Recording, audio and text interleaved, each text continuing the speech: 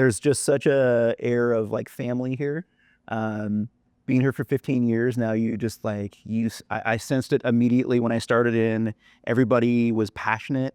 Everybody was, we have the same goals, right? We're all working towards the same like thing together to make really awesome beer. I don't think I work with or have worked with anybody at Deschutes that isn't like a beer lover, right? People that really care about craft beer and have that passion and that love. So I think that's what like makes my job so much fun, is being able to like be a part of that and continue to share that with others and like share that love with the customers. Like that's what creates that the joy for the customers too. You come in, you get to talk with folks who love what they're doing and love what they're making, and to be able to share that with them just gets them all hyped and excited. So yeah, that culture piece is huge for us here at Deschutes.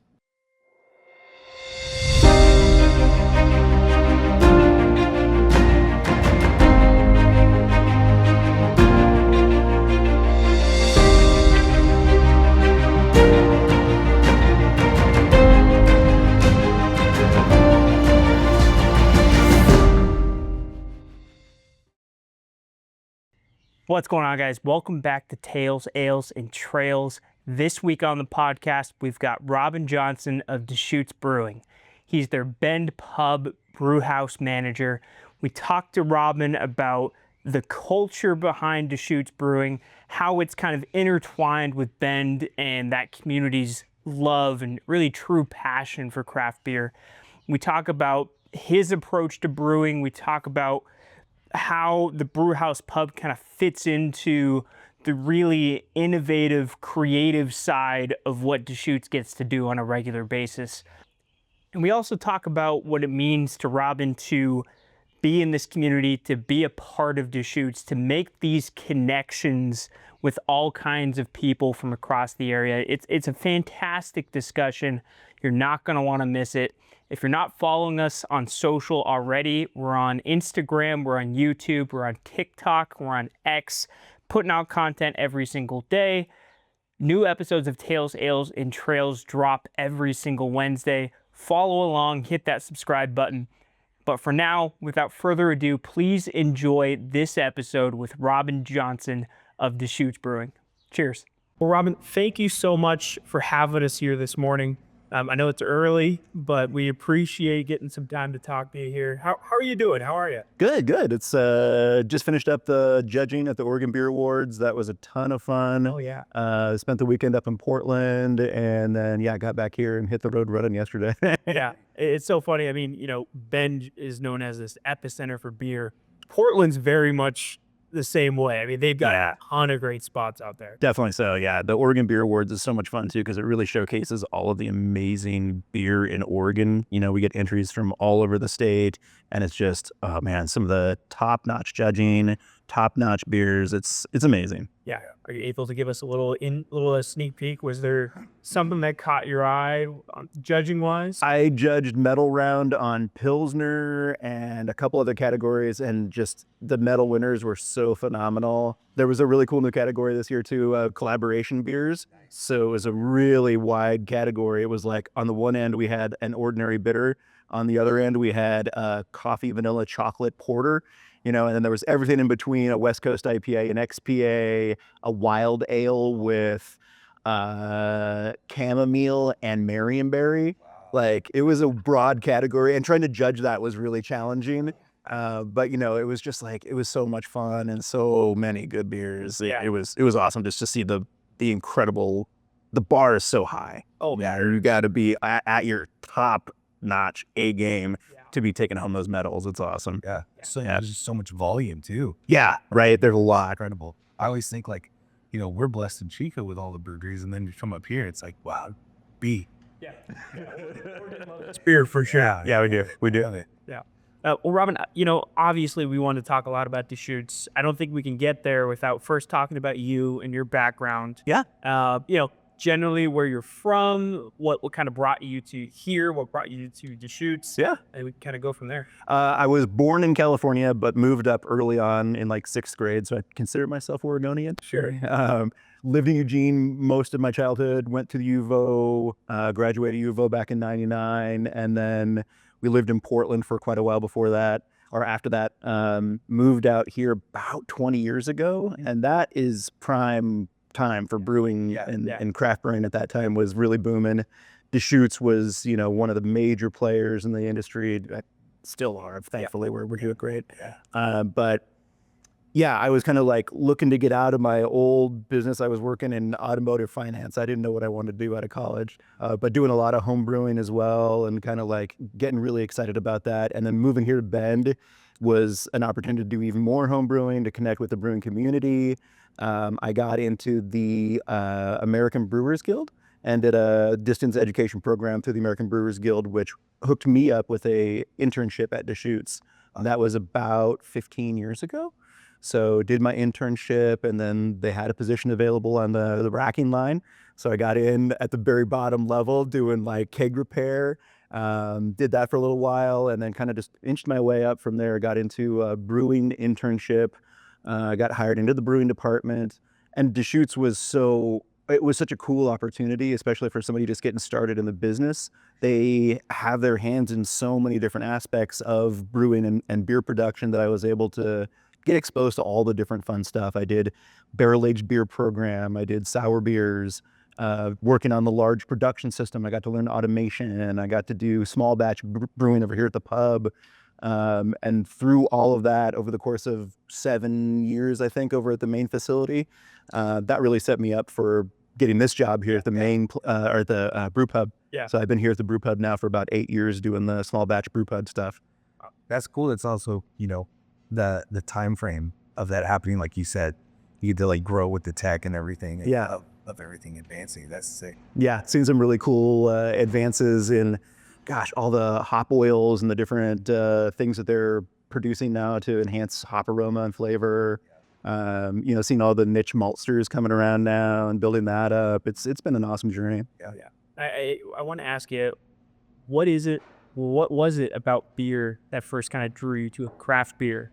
Where did the passion for it begin for you? I love cooking. I'm very culinarily inspired in my brewing. So I was kind of, as we moved to Bend and I thought about what I wanted to do with my career, I thought about becoming a chef or trying to work in restaurants. I'm a pretty, I don't know, I like to talk to folks too. So the restaurant environment is very, conducive to my personality. So yeah, it was kind of that cooking aspect of things, the recipe development and formulation, the flavors, the culture here in Oregon is such a beer culture that really drew me into. So yeah, when I was doing the home brewing and trying to figure out like where I wanted to go, I thought to myself, if I become a cook, I'm not going to want to come home at the end of the day and cook for my family because I'm going to be so tired of cooking. So I was like, I think I should focus on beer. That way I can improve the brewing and still do the kind of like culinary thing with that too, and have another outlet for my creativity there. Yeah, I've heard that chefs go home and eat top ramen. Right? Yeah, it's like, oh. So with that regard, you ever go home and just have like a Pabst or like a Milwaukee's Best? There's always a time for some beer, right? Like a banquet beer or something just light and easy. But craft beer is still my love, though, right? Like even when it's a light, easy beer, you're gonna find amazing craft brews to just fill that niche. Nice pilsners or lagers, just something real nice. Yeah. And I mean, like Freedom and Breakside, and there's a Wayfinder is so many amazing craft lagers now that it's like, or nowadays, with this booming too, you can do non-alcoholic too. Absolutely. You can have really good variations in that too. Yeah, no, that's something that we've been building on here is our non-alcoholic program. We've got a non-alcoholic golden called Super Stoked that is so light and easy drinking. It's a phenomenal beer. I think the history of Deschutes is very well documented. With that being said, I did want to ask you, from your perspective, is there a story, a moment, a part of the early days of Deschutes that kind of sticks out to you? Oh man. Well, so they started in '88. I didn't start really drinking craft beer until, probably would have been closer to 99, 2000 in that range. Yeah. So those early days, my earliest memories of Deschutes are, in Eugene near my middle school, there was a bar where all the teachers went to, and they all were drinking Mirror Pond. So I was like, oh yeah, Mirror Pond was a real influence on craft beer for me. Yeah. And then me and my buddies would nerd out and get together and like network our computers together, and we'd get like a 6-pack of Obsidian Stout and be like, yes, this is amazing, right? So yeah, I felt like steeped in that Deschutes culture a little bit, even before I thought about being a brewer. And to actually end up, as I was interning here at Deschutes, it was just mind blowing to be like, dude, I'm making Black Butte Porter. Yeah, that's crazy. I'm making Mirror Pond now. Like being a part of that was amazing.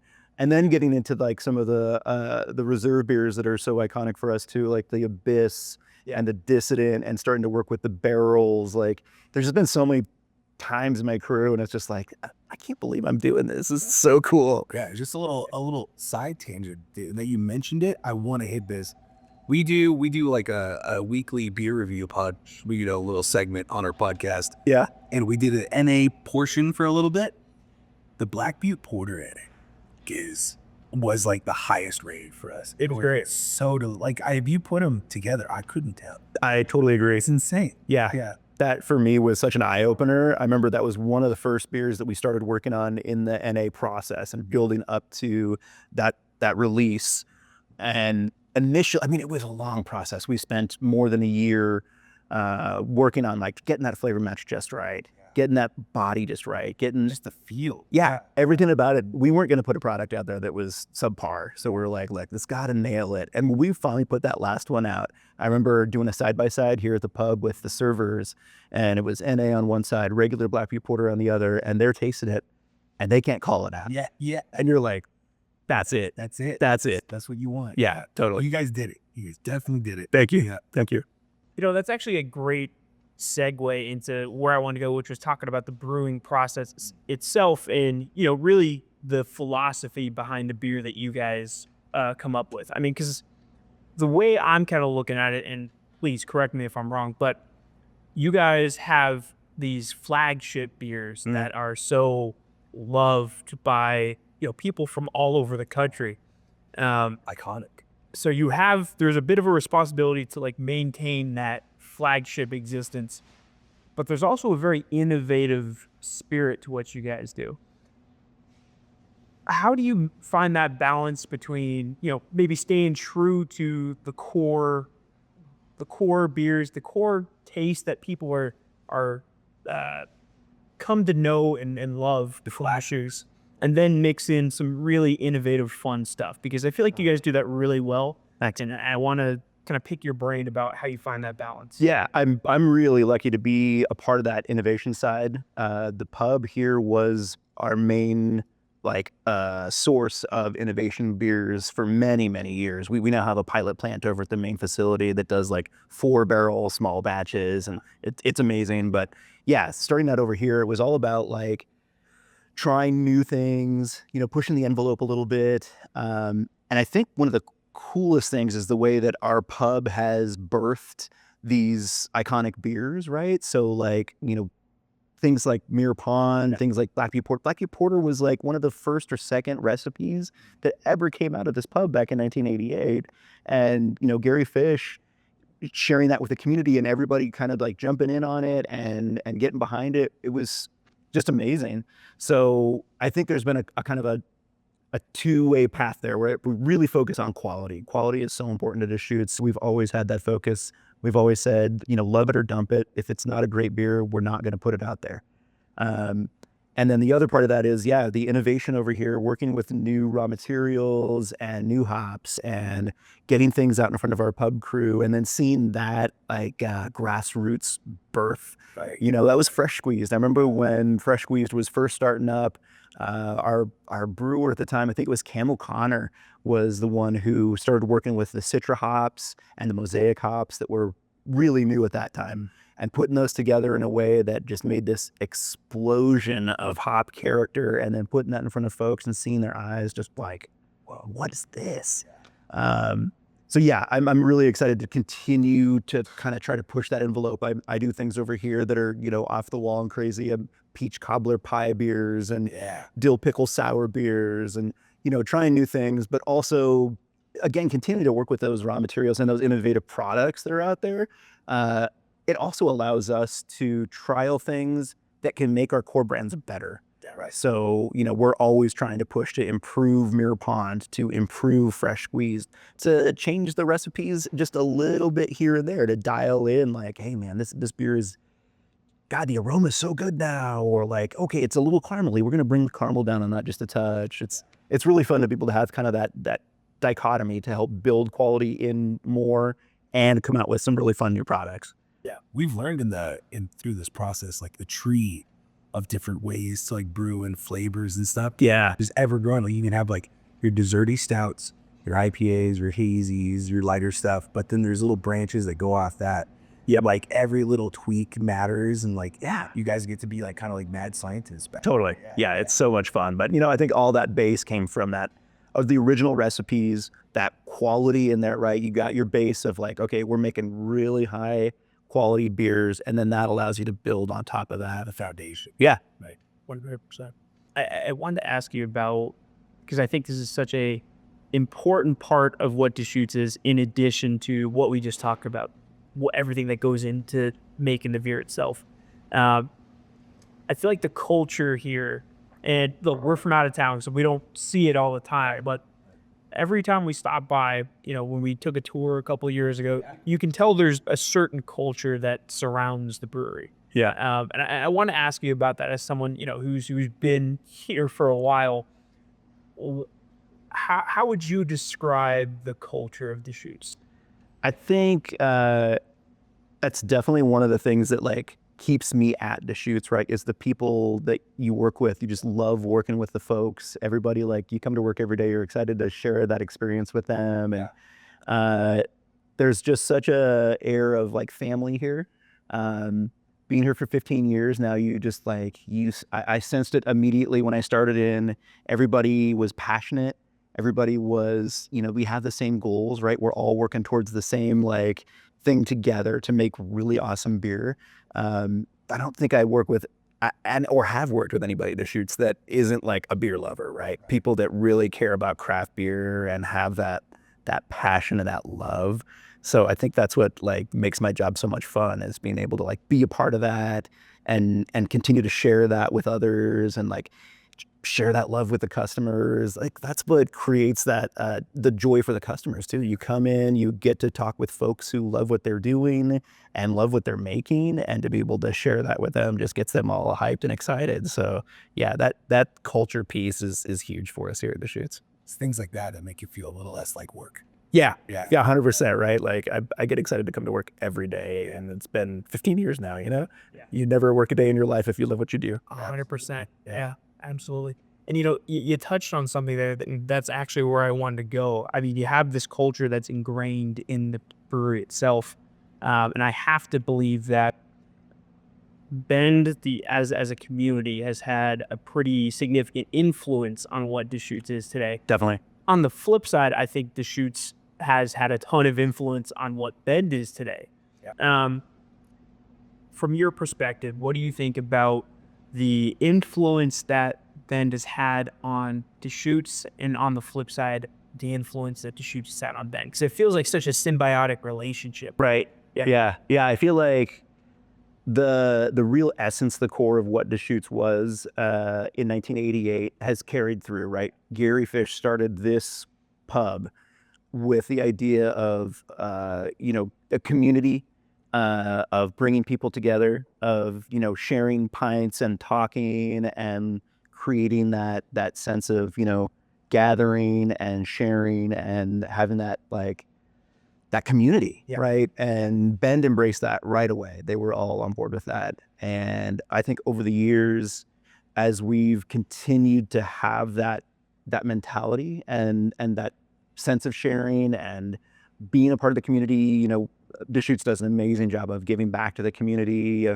participating with other local businesses, with local charities. Like, it's just such a cool, like you said, symbiotic relationship, right? We give to the community comes back in here and embraces us, and they see this as the place to come and like have a cask bitter, right? Nobody in the nation drinks bitter anymore, but Bend comes in here and drinks bachelor bitter all the time, because that's the Deschutes, like that's their beer, right? They love it, and having that connection with our regulars in our community is just so much fun. And that's another aspect of my job here as the head brewer at the pub that I love. Yeah. Getting out here and chatting with folks, chatting with the regulars, chatting with like new people.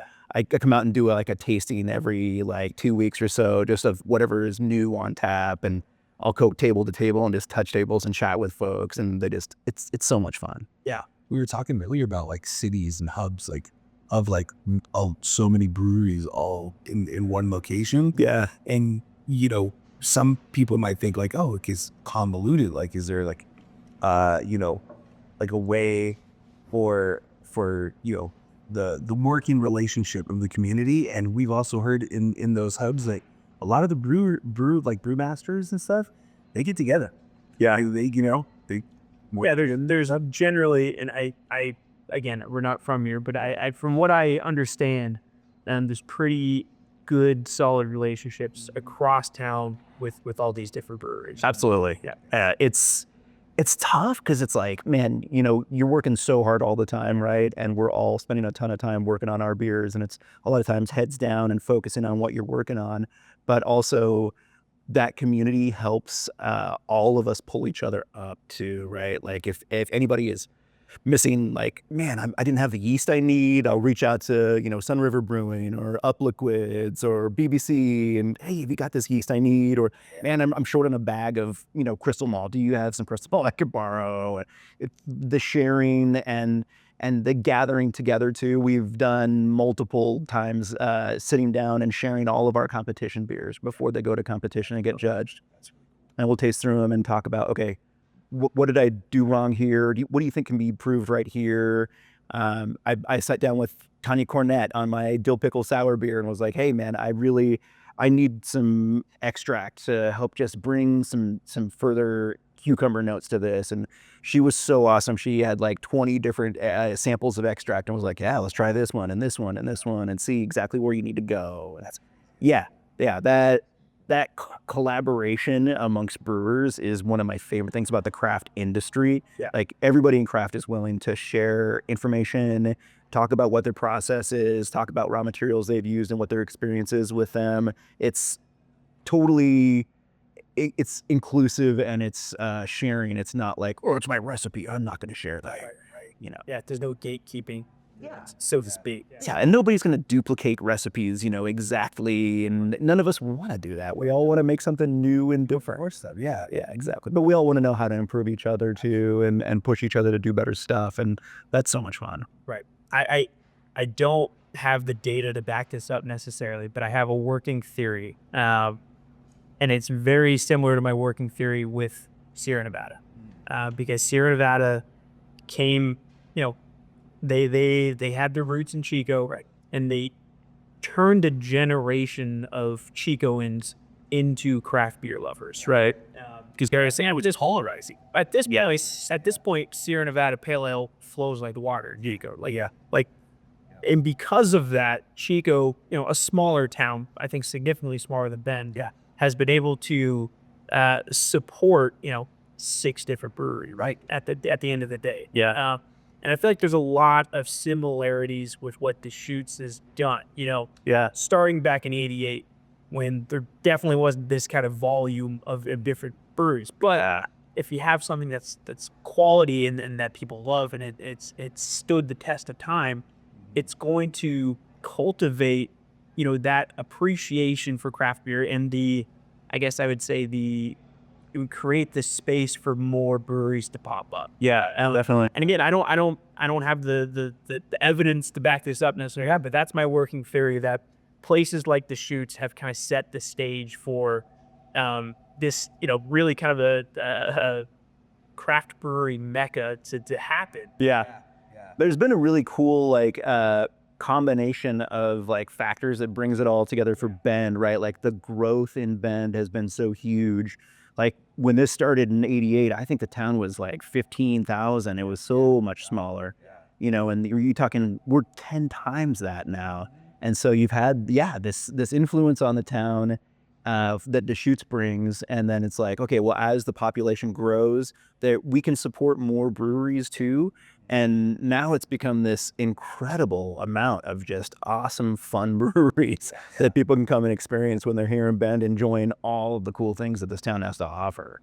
And it's like, it's year round too, because it's like in the wintertime, you've got the mountain, you've got all these great winter activities. In the summertime, it's the river, it's the hiking, the biking. Like it's amazing. So much. Yeah. And Deschutes is, really embraced being kind of outdoor friendly, outdoor adjacent with a lot of the marketing you guys do, a lot of what you're after from a brewing standpoint, creating stuff that pairs well with people who love to be active, which makes a ton of sense for where you guys are here. Absolutely. I mean, it's 30, 40 degrees outside right now, and we were going across the river, and there were people on the river. Yeah, That's a passion. sweatsuits on. That's absolutely, dude. People want to get outside here. There's a amazing dog culture, right? It's all like that outside, outdoors, like that feel. And that is so much of what our culture is too. Like a lot of what we did back in the day was, bringing people here after hitting the mountain, right? You've been on the mountain all day. Let's go back to Deschutes and grab a Black Butte Porter or Jubile Ale or something like that. These just, that's just what you do. Yeah. 100%. And I was thinking about this a little bit earlier. The through line that I've kind of seen with every brewery that we've talked to, the great breweries, of course, make great beer. That's our prerequisite for being in this business. But the flip side of it is they create a space, and you talked about this a little bit earlier. But they create a space for people to come together, to share memories, to connect, to have these shared experiences. And I think that's, again, a really big part of what you guys have been able to create for over these decades, is that space where people feel like they can come together, share time with people they care about. Yeah. I think that's so huge. Yeah, no, I completely agree. I think that was such a big part of our success, was like that sense of, hey, everybody can come here, everybody's welcome. We're all, interested in enjoying something fun and cool, like a good craft beer. You can come in here, you can chat with each other and just, talk about what's going on and feel like it's a safe space and like, just try new fun things. It's a cool place. It's really special. Yeah, definitely. I wanted to maybe take a second to pick your brain about what could be next for Deschutes. Even it could be from, a brewing standpoint in terms of what you guys are cooking up, or even just, kind of from your perspective, where you see, things heading for the brewery. I mean, because I know it's an interesting time for craft beer. Yeah, and that's putting it very lightly. Yeah, people are drinking less. There's a big movement towards non-alcoholic, which we talked about. You guys already make incredible strides there. Yeah. I guess from your perspective, where do you see kind of things heading for Deschutes? I think definitely that non-alcoholic space is huge, right? Like, we have seen people be more health conscious, drinking less, but that doesn't mean that they want to omit drinking good beverages, right? So we're kind of trying to focus on like, let's keep making really great beverages, regardless of whether they contain alcohol or not. And the NA process that we have going on is so good at keeping flavor into the beverage, right? Like you said, the Black Butte Porter, you get all the like the chocolate, the nuttiness, all of that flavor from the malt is still there. And we're building that now into the IPAs as well. We've got the NA Fresh Squeeze, the NA Fresh Haze. It's building that hop character in now, as well as that malt character. We've done some really cool things with strategic partnerships too, which I think is helpful. We partnered up with Patagonia Provisions to do a beer that is an organic lager that focuses on some sustainable raw materials. Kernza is a grain that is it's almost carbon positive, I believe. So it's got rootstock that runs so deep it requires less tilling, less fuel overall to produce. So we're trying to help build that Kernza market and make that a more viable grain for brewers to use. Sustainability is huge for us. The outdoor thing is so important to all of us, and preserving the water and the nature is very important to Deschutes. But yeah, that partnership has been really fantastic with Patagonia. We've got a partnership with Kirkland right now. We're doing that Kirkland lager. Which is very good. The Kirkland Signature Lager was actually a beer that I brewed here and won gold at 2023 GABF for. It was really fun. It's a Helles that just is super light and easy drinking, and it's another opportunity to kind of introduce customers to a style that they may not know really well, but it's like, hey, when you've got an awesome flavorful lager that's easy drinking and light, how do you pass up on that? So yeah, I think strategic partnerships are going to be really important to us. Branding has become really important. It's really hard to introduce new brands right now and feel like that's going to have longevity. But with our fresh squeezed and fresh haze, that kind of fresh series that we've got going on, tropical fresh, things like that, I think we're going to kind of continue to build on that brand. You see that a lot with like Voodoo Ranger and New Belgium and a lot of other things out there. So yeah, I think that's a lot of the push for the industry right now, is building on name recognition, building on quality beers that people know about, and trying to get additional like line extensions out there so that they can say, okay, I know Fresh Squeeze is a really great beer. I'm willing to try Tropical Fresh and see where that's at. But yeah, I think it's going to be a little while until we see that pendulum swing back to craft beer again. People are experiencing a lot of other new, different things, and we just have to continue doing what we do best, putting great stuff out there and making sure that they know, when it comes back that direction, that we're there to have all the cool beers for them to try still. Yeah, 100%. Yeah. Looking at your time here, is there a moment, a story, a memory? Is there something that sticks out to you the most about what you've been able to do here at Deschutes? I have one distinct memory. When I first started, like my very first day of interning here was at the pub. I came in here and Paul Arney was the head brewer at the time. Paul Arney is an amazing brewer who started up the Ale Apothecary, which was an awesome, really cool, very small niche brewery that did some amazing, like really cool things with process and materials. I come in that day and Paul's in the back. I don't even think he knew I was coming in. And he was like, "Oh, you're here to intern. Okay. I really need my floor scrubbed." I was like, "Okay, dude, let's do it." Like, got after that. I scrubbed that floor, just got in there. Was so excited to scrub the crap out of that floor. And after I was done, he looked at me and was like, "You're going to be a good brewer." And I was like, yes. So excited like that. Yeah, I know. I felt like at that point, if I had Paul Arney's check of approval, I was gonna be there. And and that experience and being at the pub and thinking to myself, this is the job I want. That was 15 years ago, and now I'm like here doing it. Like I couldn't be happier. It's one of my favorite memories. Yeah. So, is there something that, above all else, that is most rewarding to you about your role here and about, essentially what Deschutes is and what Deschutes stands for? I love being able to like collaborate with others, and not just in the brewery to brewery collaboration, but collaborations that are like beneficial for a cause, or a group. Like I love collaborating with the Pink Boot Society. Yeah. That's such a cool group, and to be able to help share my knowledge and experience and bring others up feels so good, right? Like it's an industry that has been dominated by white men for so long, and to be able to be inclusive and bring more people into the fold, that's only going to make what we're doing better. Right. More voices, more perspective is so important to our industry, and so important to like keeping craft beer relevant, right? Yeah. Like that's important to share what we love with everyone and make sure that they feel included. And it's, that feels really good. I love doing stuff like that. Yeah. We were reading about similar but different, but we were reading about Pints for a Purpose earlier. Yeah, every I just thought that was really like, is it every Tuesday?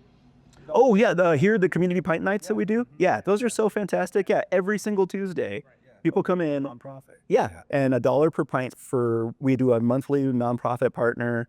They'll receive all of the proceeds from that $1 per pint for that month. That's huge. that's it feels like a pretty simple thing to be able to do, but Yeah. it makes a big difference. And it really things like that. It really makes it feel like Deschutes is really invested in not just being a good brewery in the area, but a partner Yeah. in the community, a good steward in the community. I Right. think that's such another integral part of what you guys do and what you guys are. Yeah. It falls in line with like the you're walking the walk, not just talking the talk. Yeah, I appreciate that. It's one of the cool things about like that Crimson project I was talking about is like we are large enough at this point now that the buying power we have can influence the market a little bit. So when we're pushing to use organic hops, that means more hop farmers are out there going, all right, I need to grow organic hops, Right. and then Kernza is going to start having a bigger opportunity to be out there and be used in other aspects. And the price is going to come down enough to make it affordable for other breweries to use. So yeah, to work with a brewery that is willing and able to be influential in those positive ways is extremely meaningful. Yeah, that's awesome. Robin, I first want to say thank you. This has been fantastic. I before I let you go, I want to give you the floor.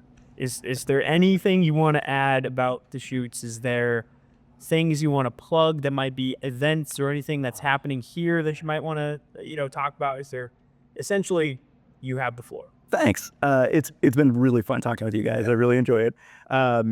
I would love to plug our Cellar Door Society Club. We have it's a small reserve beer club that is amazing beers. I mean, we couldn't be putting out better beers. That club is so fun.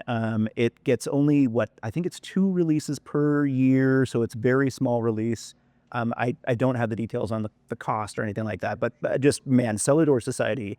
If you get a chance to try any of those beers, they are the absolute pinnacle of like the skill and art of craft beer. So I highly recommend checking that out. Gosh, what else? I think really, if you haven't given the NAs a try, I would just definitely let everybody know the NAs are so well done and done with love and care and true artistry, the way that the rest of our beers are high quality and done with artistry. Yeah, other than that, I hope everybody continues to drink Deschutes beer and love craft beer as a whole. Awesome. Sweet. Robin, again, thank you so much. This has been awesome. We've always had a strong appreciation for Deschutes, both, not necessarily afar, but a little further out. But getting to talk to you about, all the nitty gritty details has been really awesome. Thanks, guys. I appreciate it. Thank you. Thanks.